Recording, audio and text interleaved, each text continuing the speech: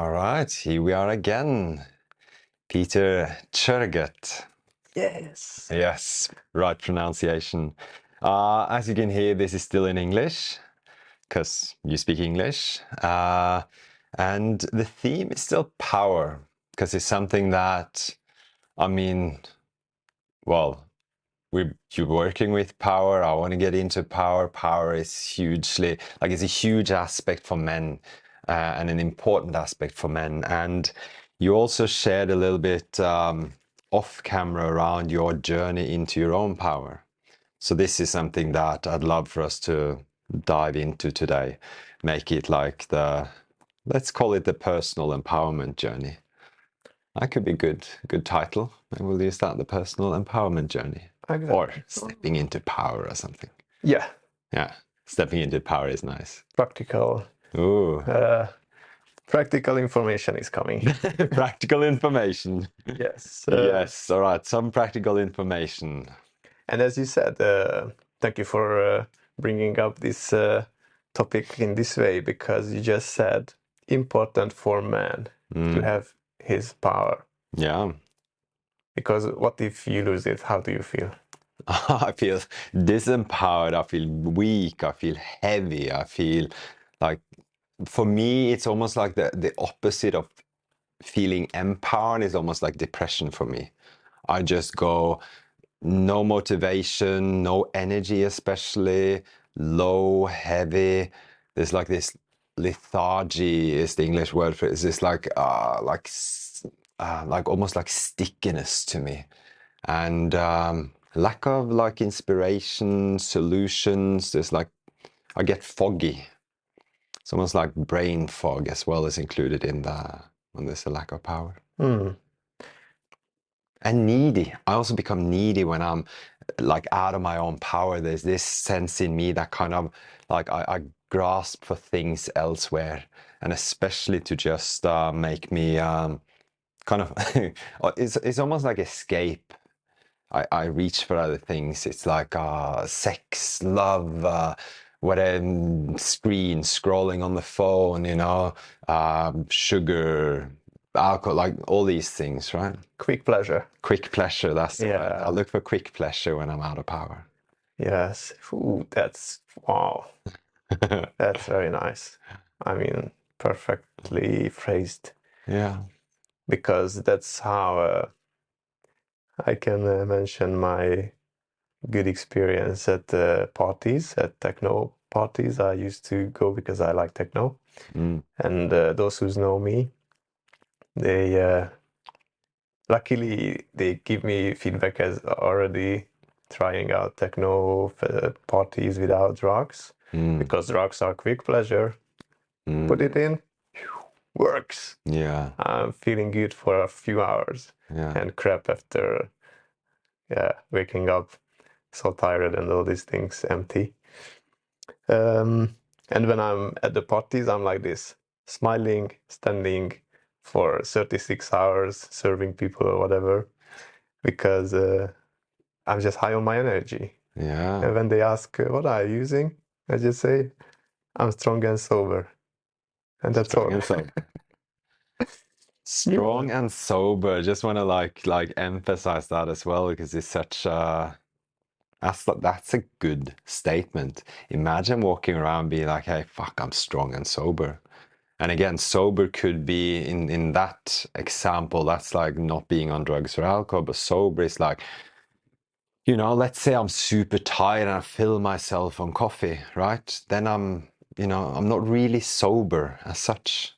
It's almost like I'd even place that in the no sober category. So it's almost like this strong and sober. For me, the words resonate with this. I'm clear, I'm clean, I'm empowered. We have some legal drugs, as you said. So legal drugs, coffee. Yeah. There's water in here now, but there was coffee in the last episode. But that's still better than using the quick pleasure to reach the point that I'm not there, because I get there back after that, and even lower. I go into this, and back to what you just said about what you feel when you don't have this manpower that is important for men, is everybody remember, I hope, so I will not list it out, but all this is very motivational for those who have family already. Because we can find motivational aspects like, okay, I feel not inspired, lack of energy, low, heavy, all these things. But do I want to show this to my kids? Because when partners are telling what was in the previous episode, like, can you please go and do some sport and please go to men's groups, start to develop, because you just sit there watching Netflix. It's not something I like. And, the kids watching this, they just do the same. We want this for our kids.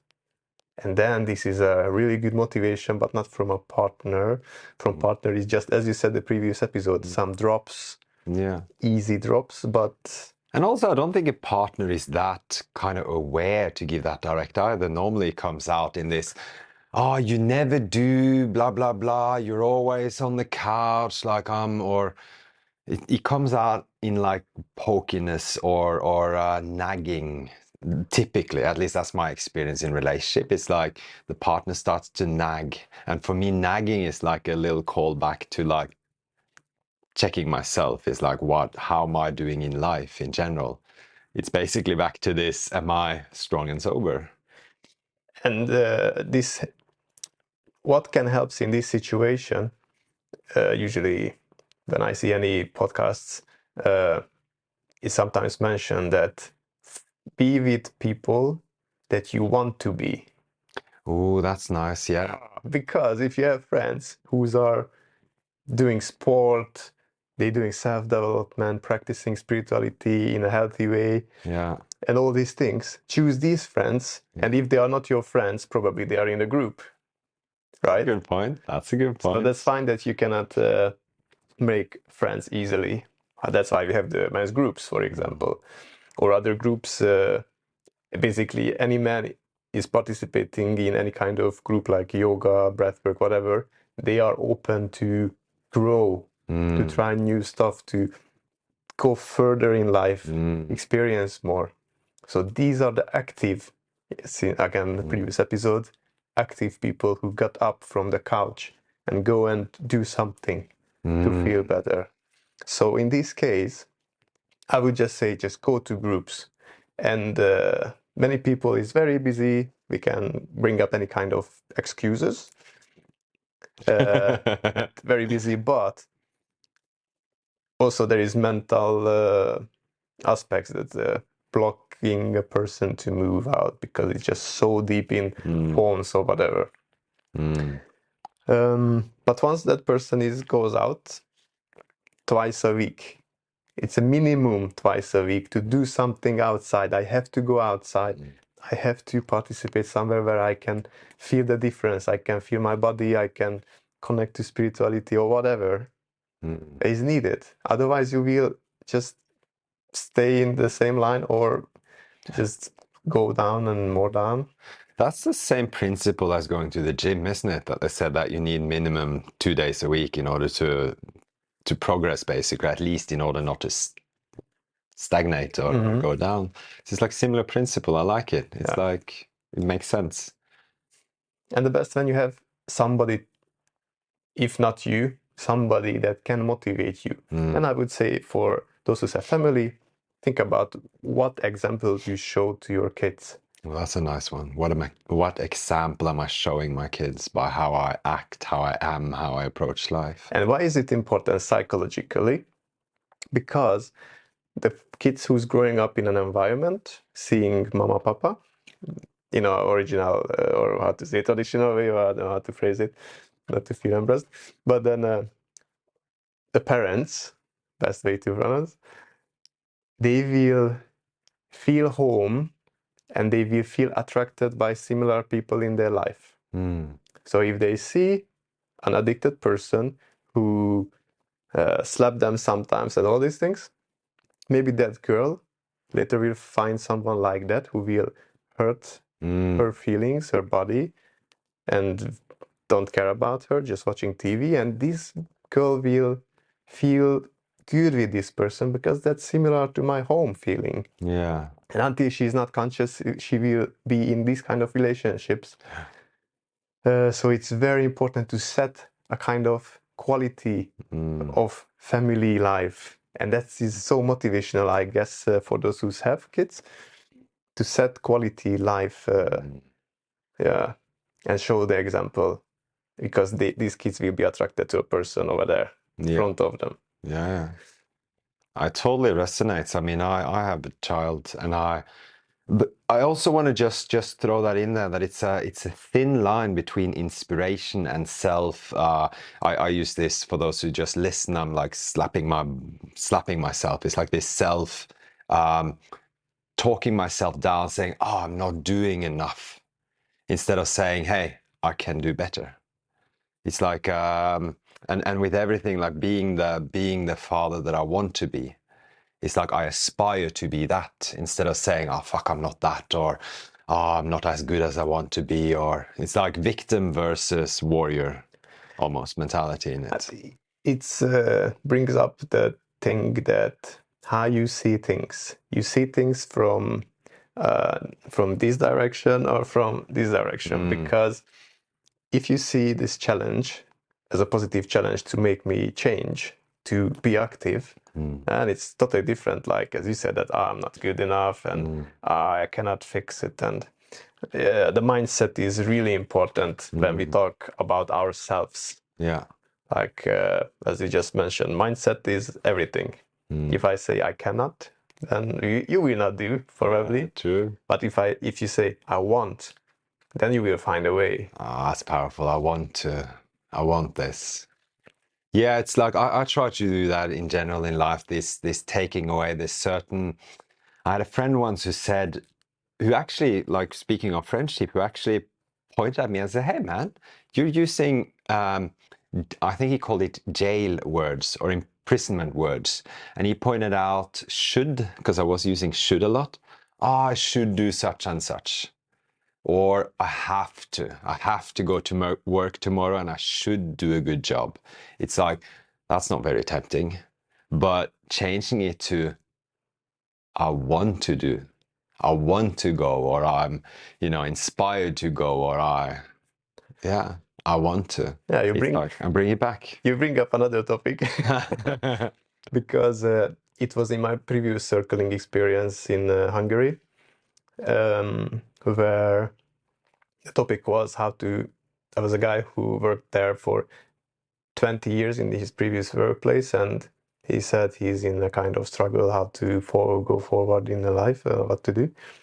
And then one of the girls said that to find the best place to work, where you want to work, is to see what is your drive. Because once you have your drive, you will see what you would do when you say, I want to go.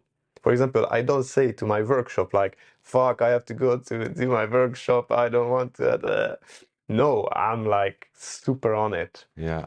And that's why I'm very active, because I really want to do it. Yeah.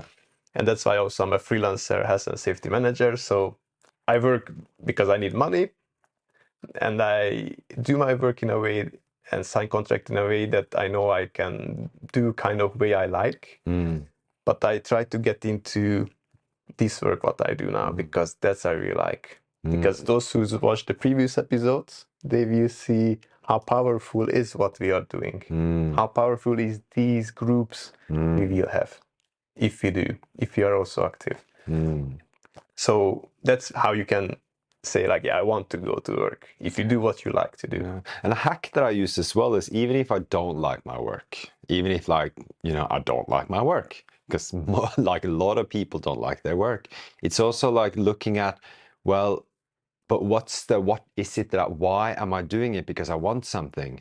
I want security, I want money, I want to provide for my family, these sorts of things. So it's like, I want to provide for my family, therefore I choose to go to work tomorrow.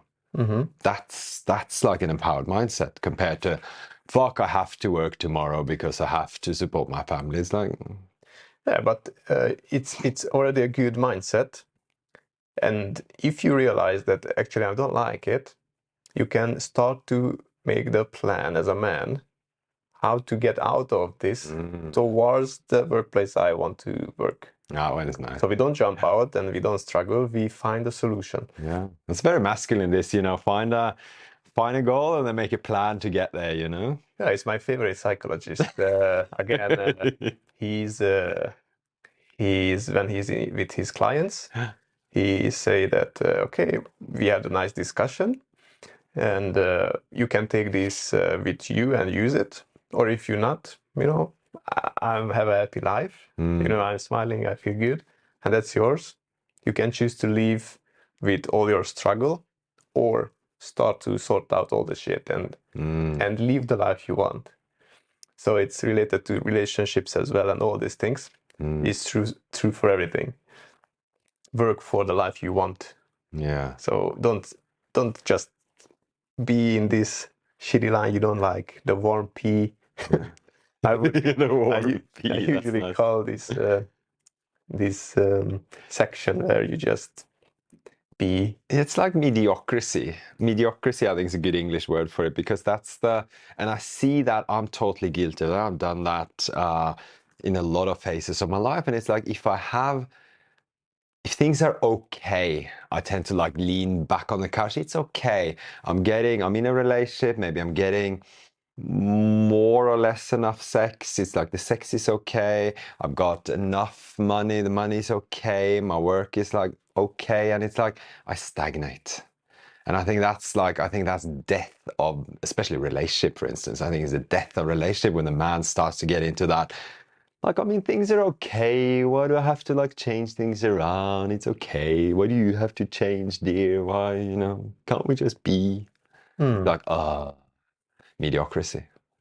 Yeah, exactly. And actually, one of my clients is in a big struggle in a relationship like this because she called it comfort.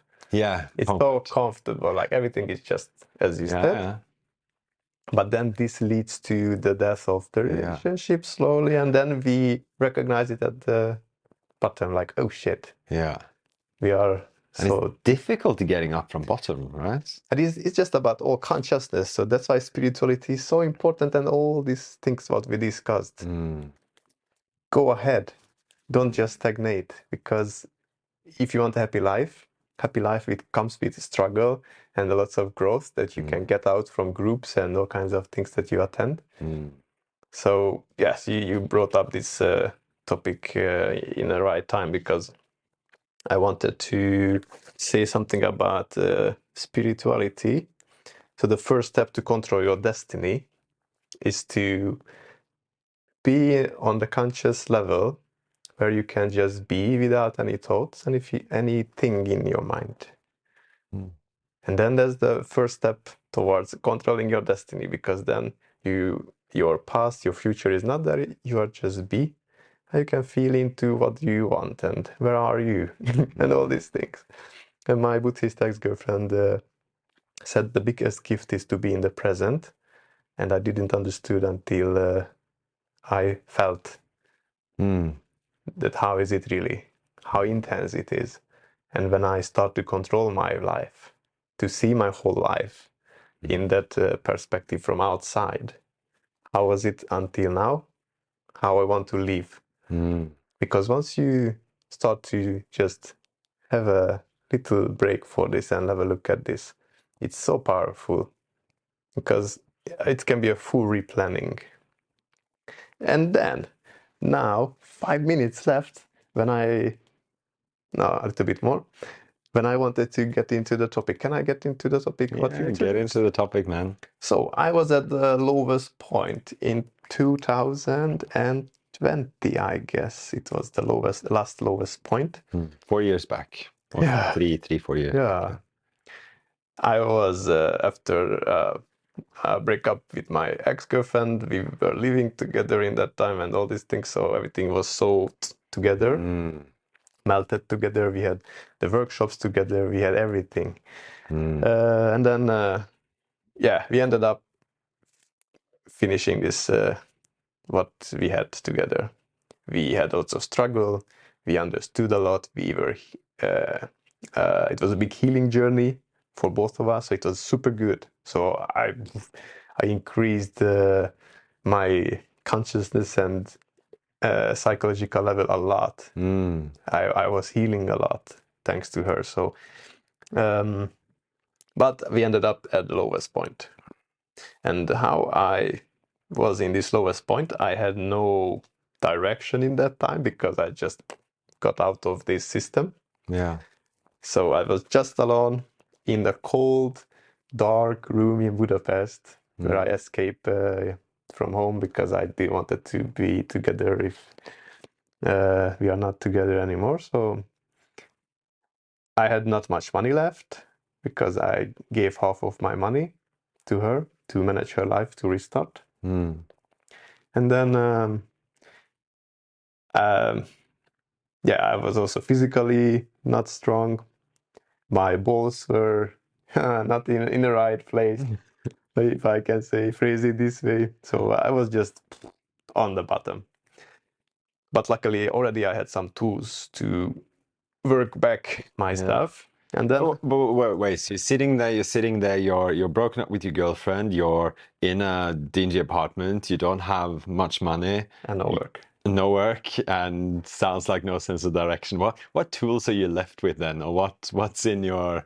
I mean, that's a pretty low point in life. I'm sure many people would, have been there, are going to be there. It's like, yeah, everyone can probably resonate. Yeah, I think it's everyone who had like a deep relationship or long or whatever when their life were so. Yeah, because we do this right with a partner. Yeah, now something around like her being in charge of all the social aspects. We give all that power away to her. She leads the social life. She becomes the best friend, the psychologist, the mommy, all of that. And then if that breaks, we're basically left with nothing, right? And as men, most of us don't have close friendships either, or not that many. So it's like most men like fucking crush after like a breakup. Yeah, exactly. And I was just like that, basically. And that's how I started to practice masculinity next to her or with her because she really wanted me to be the man. But in my 20s, I was not in my full masculine power and all this. I was just around, as I mentioned in the previous episode. But with her, I already got some taste of it, like, that's how I should do stuff. So then, what tool I had? It was my body first. And my body was very happy to get into the cold therapy because I was in this apartment and the first few YouTube video I watched, luckily one of them was the Wim Hof Iceman method. And then I just felt that I need this because actually why I felt need this is because it was sympathetic that this old guy is going to do this old 20x world record of regarding the ice stuff. Plus I had not much money to heat up an apartment. So I said, okay, I will keep this on 5 degrees and I will start to do this. Nice. So that's how it started. I used my body to feel the strengths of my body. That's a great way of getting into like cold therapy. It's like, well, I can't afford heating, so here we go. Easy access to it too. And it was just like this. And I remember how good I felt because, of course, Wim Hof also used this method when his wife did suicide, and he got through the dark times with cold therapy because it's already proved. It just brings up your dopamine level. You feel so good and motivated. So basically, I knew this story, and of course, mine was kind of similar. Like I'm in a bottom now, so it will help me too. So it was like beneficial in that time. So I used my body first. And then it's just to clarify as well, then it's you're doing cold showers and breathing. Yeah, I started off with cold showers, and actually also the system was so crappy over there, you know, this gas system. So if I turn on the warm, you have to warm up the system first, and then sometimes full 100-degree water came in, and just like it was easier just to use the cold. And then I was like, oh shit, it's so much discomfort in this. But I practiced, and in a month I was in ice bath at home. So I had plastic bottles in the freezer, and then in the morning I just throw all in, wait a little bit, and go into the ice. And it was such a hard time to set my mind that it's okay. Because in the first 2 ice baths, I had running nose for a whole day, but constantly running nose. Because my mind was just like, it's already 2 minutes in the cold, I will get cold. And then I had to stop it, like, shit, just no, I see this guy doing it, I can do that too.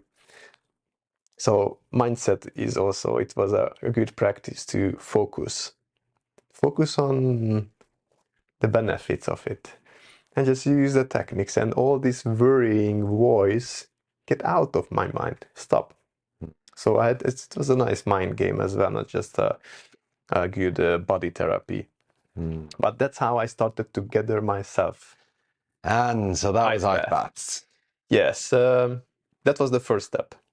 So everybody, in a good case, and everybody have a body. So even if you lose everything around you, you still have your body. And you can be happy of hearing, seeing. But if you don't have these two, you still have the surface of your body, so you can feel.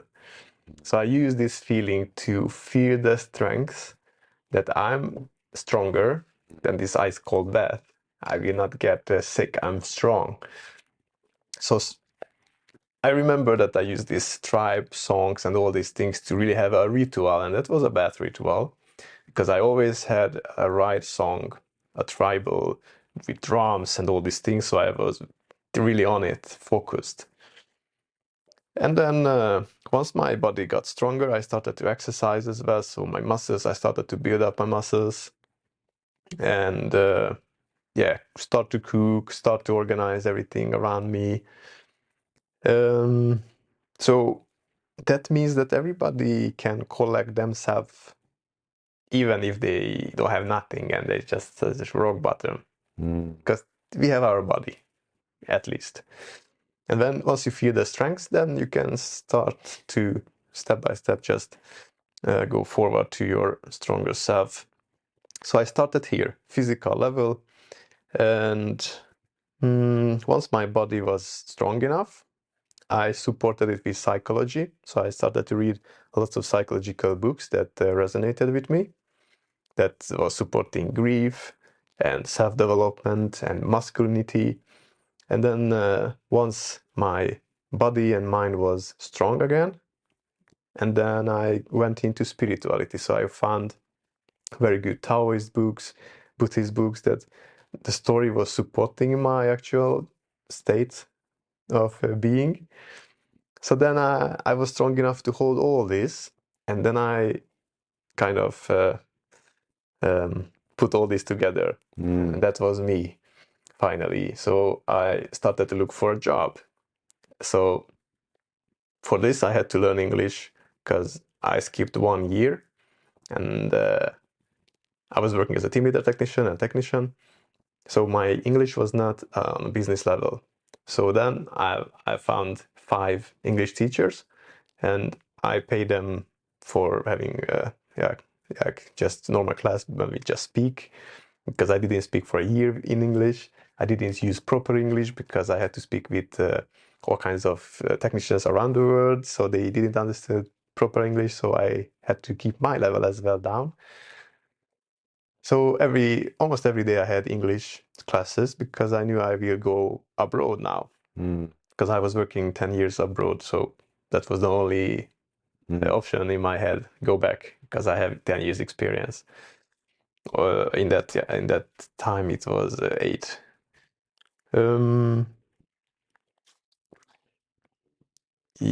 So I was inspired by the spiritual books, all was together, and then to leave my potential that I reached, the work came in.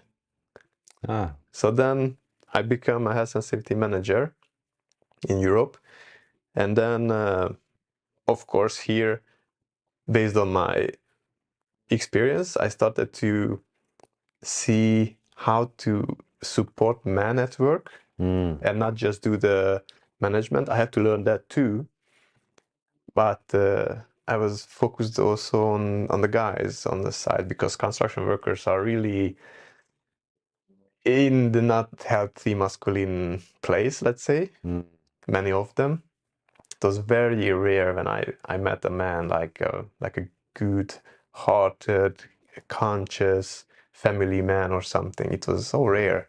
That was the raw and destructive stuff more, the dominating stuff, and all these unhealthy two things that I really like.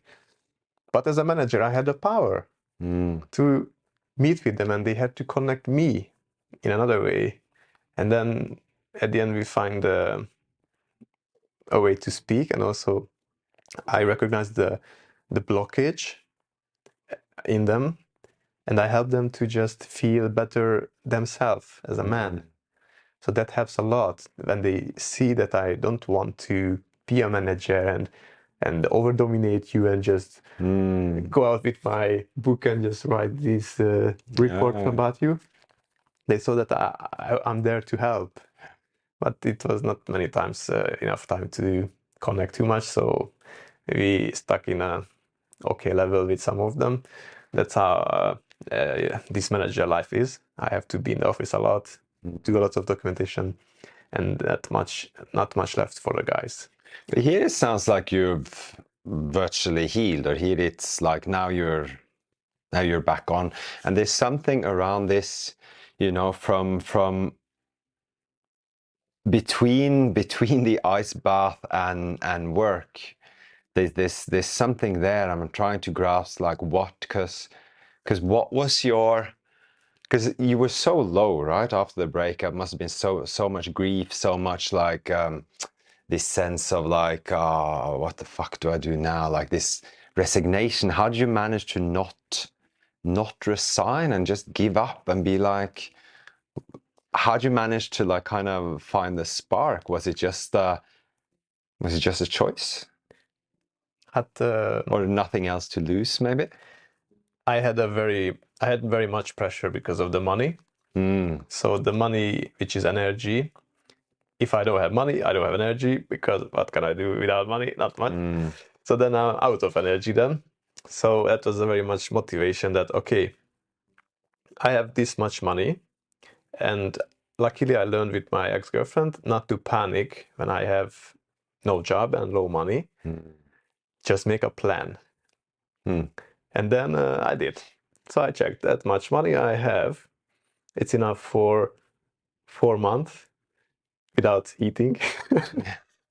Because I had a 4-meter height inside. You know, if I heat this up, maybe until the evening I will feel it. Yeah. And I use the heating to heat the neighbor. So now it's 4 months. Okay. So if I pay for the English teachers, it's that much extra. Okay, still fine. And I was just very actively reaching out employers, previous employers, and all these things, like where can I find? And that's where I learned how important it is to connect back to the good men technicians, because it was so nice to connect them again. And they shared my job seeking posts and all these things, and they suggested who to reach out and all this. So then we started to find a way of how to get into my next workplace. So that was the first time when I really felt like how important to have network. Yeah, network. And not just a network like, I want to be your friend because you were working there, and once I can get a job there. No, we were kind of friends. Because it was so good connection between us. And that's why, if I want to refer back to the groups, you never know who's in the group with you. because you're working on yourself, want to be better. And then maybe the person in the group knows an opening position when you struggle with not having a good job, or you bringing up like, I want to work as a nurse. That's a little nice side effect of men's group, that aspect. I've had that before as well, and this moment of like connecting people, and like someone mentioned something, it's like, hey, I know, and then network happens. Yeah, and it is, we didn't mention this, but it is also included in the men's group. But I'm curious of something, because there is this, or what I'm taking from your story there is that there is a sense of this, just do something. Like being at the lowest point, it's like, just got to do something, and something that's different from what I'm doing. Because if I'll use myself an example, because it's not more than a week ago, no, 2 weeks ago, I felt very low, because there is, without going into too much details and give people away, but there's some relationship issues where my nervous system gets activated.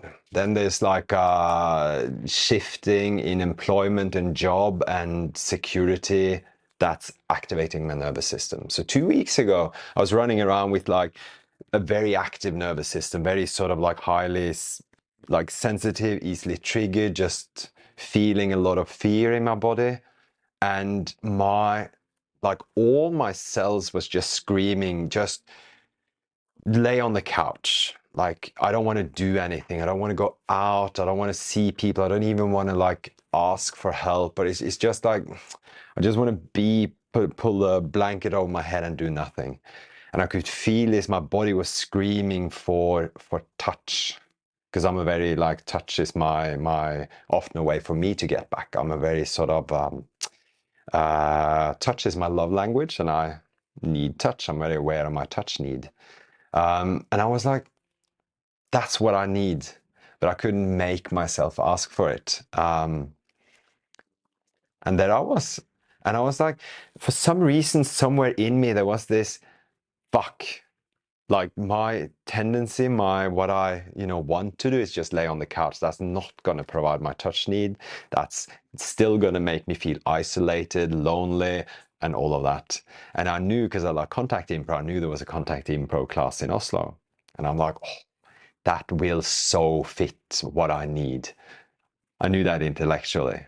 And then I was like, on the day, I was like, fuck, that's a threshold. I don't want to like travel to Oslo, go to the thing, meet people. My brain was like, no, just lay on the couch. And at one point I was like, I grinded my teeth together and I was like, fuck it, I'm at least getting on the bus. Worst comes to worst, I'll turn around when I get to Oslo. At least I'll, And I was sitting on the bus going like, oh, do I really want this? The couch sounds so tempting. And I was like, oh, fuck it. One more step. No, I'm going to. And I just made these little steps just by the sheer force of will, just by doing something. It cannot make me feel worse, right? Then I got to class, and I had the class, and my touch needs, my connective, the social things were there. I came back a different person.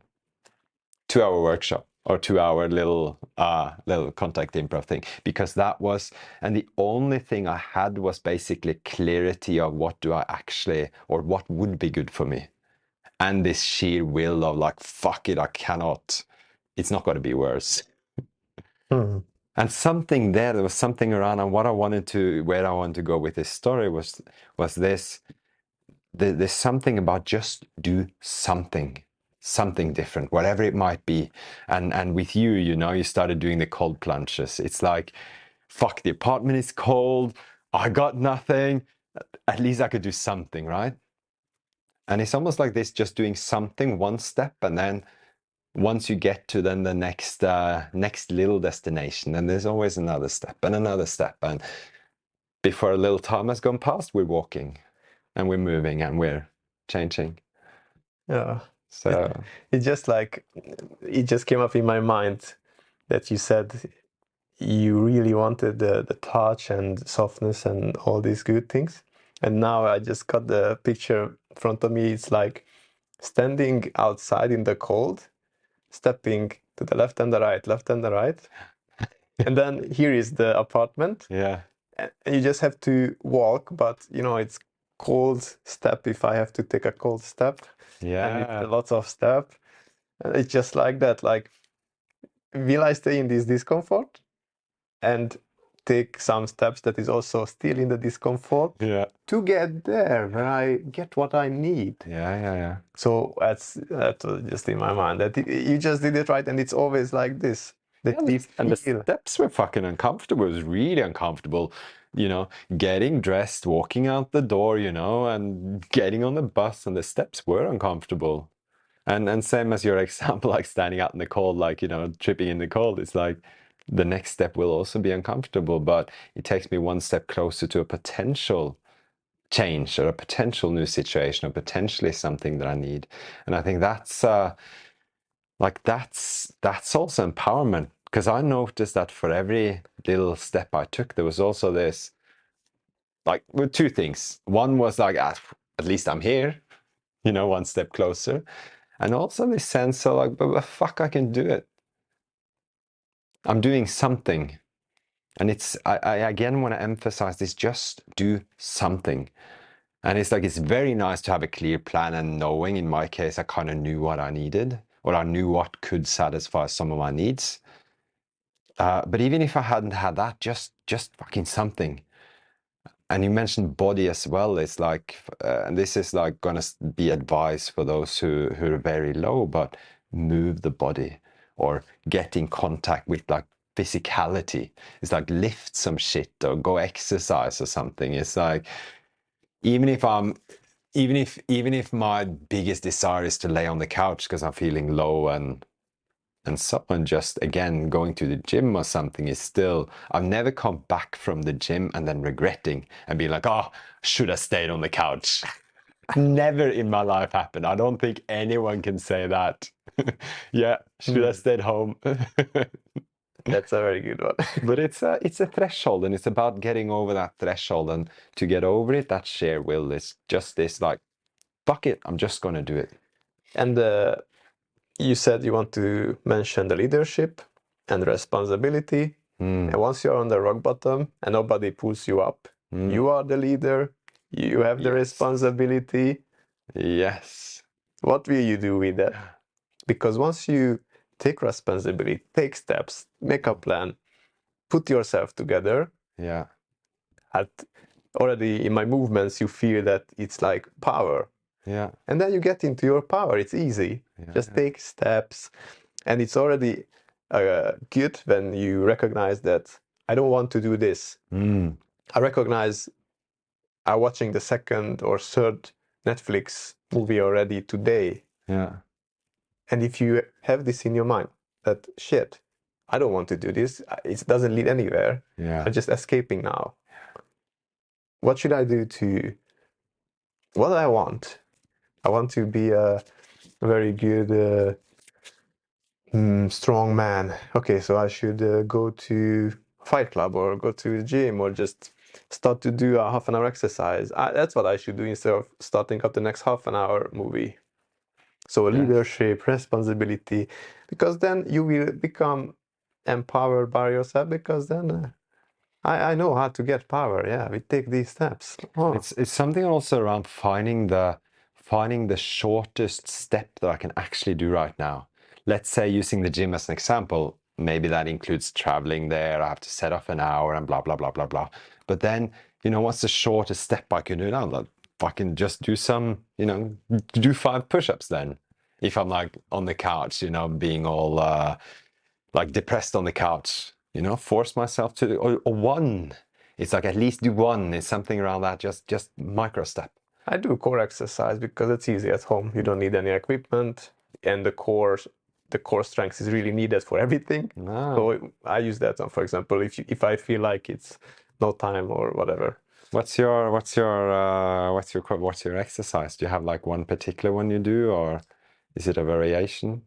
I break my routine, the whole life routine, this year. Yeah. Because as I get older, I feel the need of more mobility. Mobility is super important. And I prioritize the fight more than gym stuff. So I maintain my strength. and I do all kinds of mobility stuff. I liked a lot of Instagram page with mobility coaches. So now I just see something and now I just implement it. Feels so good that I'm more using my body as originally we should use our body to move a lot. And then the Fight Club is the best because there I use it as I should use it. Fight Club, as in what we're talking then, mixed martial arts or like Brazilian Jiu-Jitsu or something like that? Yeah, I don't like the jiu-jitsu too much. Because when you say Fight Club, I'm thinking that movie from like the David Fincher movie. Great movie, worth watching. But you know, are there underground fight clubs that you attend? Are we talking real fight clubs, or you organized classes? Yeah, that's the right way. I like all. It's like the same. It's good to know always some tricks from here and from there. Now I prefer judo because it's less damaging on the body. Yeah. More technique. I really like that. And I like Muay Thai, Thai box. It's about keeping the other in distance, destroy it in distance, keep it distance. So I don't like the full contact, but I know I can get there. So I practice sometimes jiu-jitsu as well, just to be in this discomfort. Yeah. Okay, but good. It's nice to clarify so that people don't like think you go every weekend, you go underground, you fight half to death, it's like some martial arts and like physical things and things that has to do with, there's a fighting aspect. Yeah, fight, raw power. You meet yourself, how strong I am, how good I am, and that's only you. Nobody will say anything. You will feel it. And it's humbling as well as a man to like be like, it's like, looks like I could take him out, but then suddenly it's like, oh wait, no, he's more technically superior, maybe he's faster, he's stronger, he could be anything, right? And maybe he's not strong and just like this, but the technique and the speed he has, suddenly it's like, oh, okay, exactly. Humbled. Exactly. It's a healthy humbleness. And one more thing I wanted to mention, what was my motivation of getting out from this situation I was in lately. It was that my father was addicted and he did suicide. So I saw where things goes. Like he was rock bottom, and instead of putting himself together somehow, he decided to just drop this life. Yeah. And in that time, he had no internet. We were in the village. He had only worker class people around who was drinking after work, had family problems at home. They were drinking after work. So my father was around these people. So if you don't have the right people around you and you are with all your struggle, it will not lead to anything positive way. It cannot lead.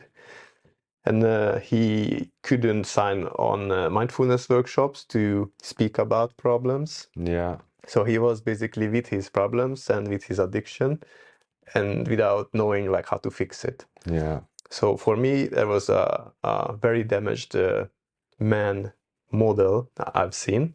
So it's also a kind of motivation to get out whatever I'm in, but also to help others. Yes. So for me, the very strong drive is this as well, that I want people to get out because I also did. I know it's possible. And I just had basic things that I did and it works. Because once you get the taste of it, like how to do it, and you get success from small things, then you put yourself together, you can get strong. Yeah. So I had a similar feeling with when my colleagues asked me to help them to do sport, because they have seen that after work I don't drink beer. I go to the park and do sport over there because there was no gym around, for example. And then I also help them because I'm passionate about getting strong and healthy and all these things.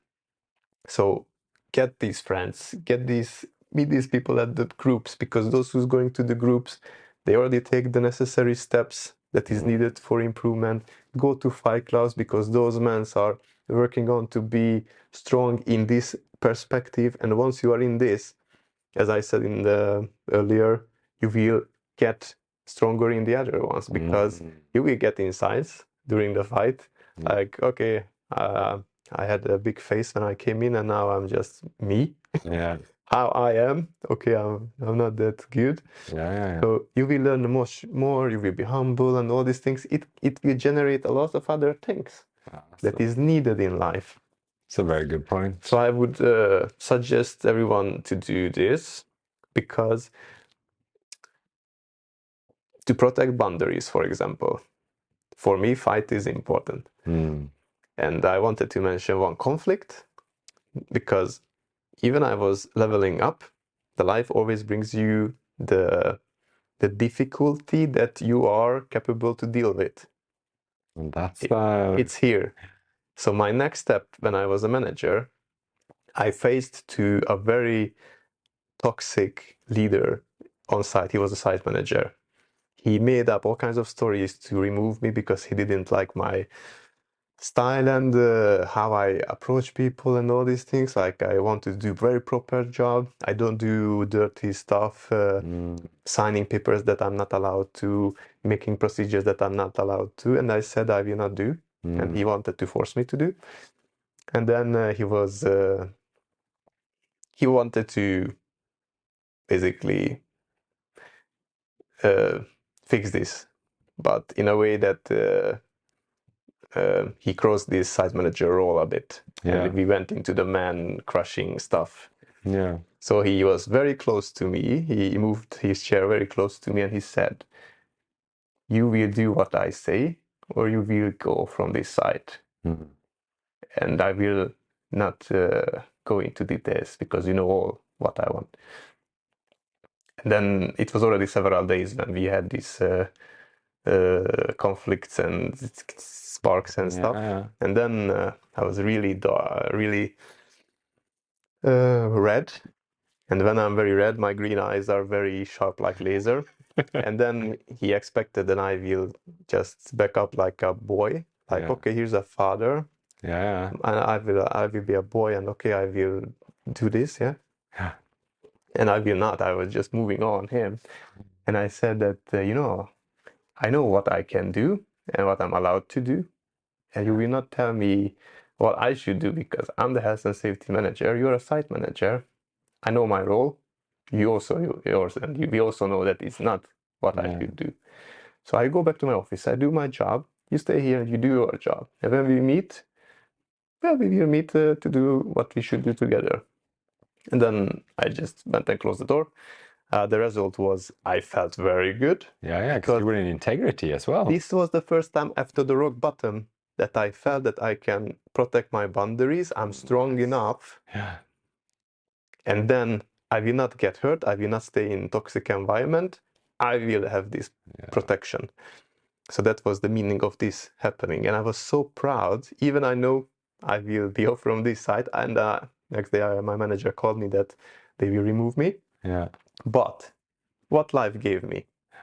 I got a bigger job with more longer contract, still very good money, a very good team to work with, and a lot of experience. And I was the health and safety manager who coordinated 100 people plus 2 health and safety advisor. Nice. And you acted in integrity, And then I came from a little site with shit group, toxic environment, and I was facing to the fear. I used my masculinity not a destructive way. I used it in a constructive way, protecting boundaries, setting boundaries.